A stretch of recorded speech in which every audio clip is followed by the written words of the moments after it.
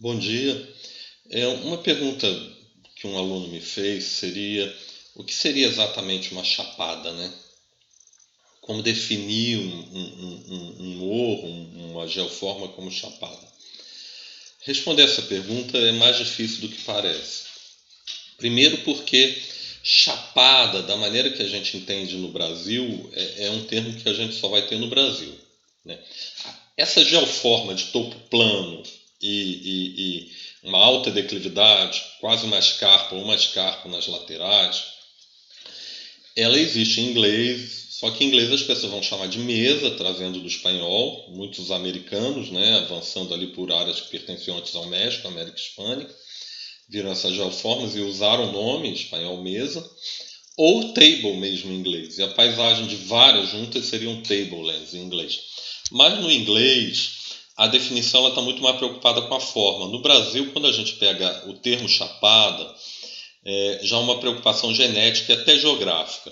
O que eu estou chamando de geográfica? Né? Esse tipo de geoforma, de chapada, ou seja, uma vertente íngreme, relativamente grande, larga no topo, um topo plano ou quase plano, né?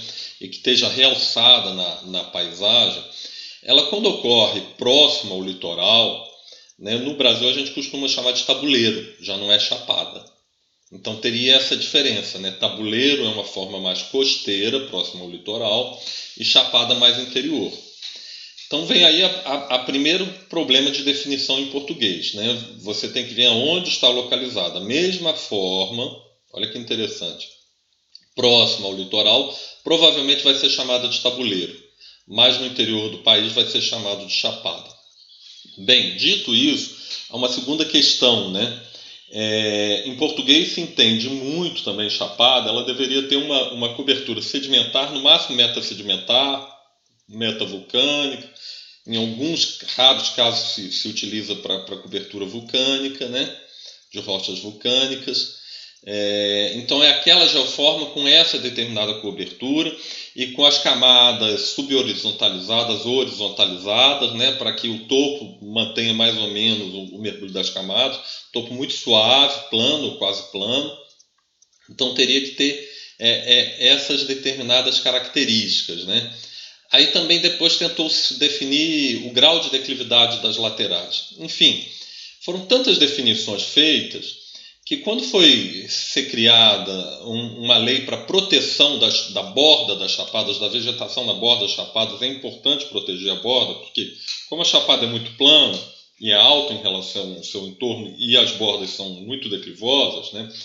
Se você não mantém a vegetação na borda da chapada, aquela chuva, quando é muito forte, quando ela chegar na beira e for descer, ela vai cair com muita energia e vai erodir muito. Isso vai causar dois problemas ambientais. Esses sedimentos vão ser carreados para cursos fluviais e provavelmente vão assoreá-los, fora a destruição da própria chapada, uma erosão acelerada dessas áreas.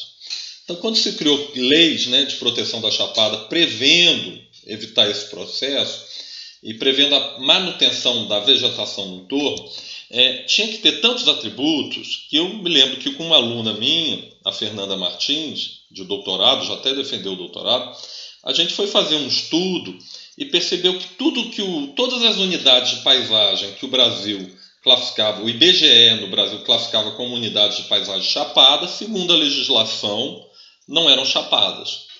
Ou seja, não existia chapada no Brasil segundo a legislação, porque era tanto critério que nenhuma vertente do Brasil conseguia se encaixar em todas, então nenhuma era chapada e nenhuma estava protegida pela lei.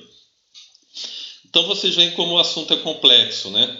Então, em virtude disso, talvez muito mais do que prender a lei, a gente tenha que entender um conceito, né, de chapada. Então, chapada vai ser uma vertente, né, razoavelmente elevada em relação ao seu entorno, com um topo plano ou muito suave, as vertentes íngremes, né? E aí vai dar aquela ideia de mesa, né? De chapada mesmo, como a gente chama em português, né?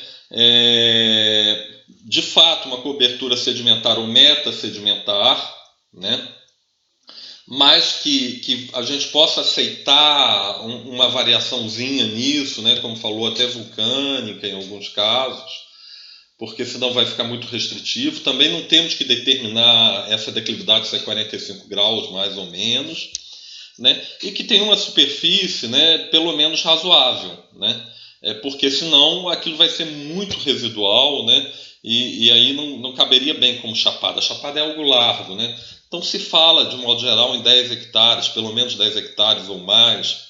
Então é muito mais um conceito subjetivo que a pessoa entende do que algo que a gente possa definir claramente, com definições técnicas de tanto a tanto, tanto a tanto, assim ou assado. Seria isso, chapada.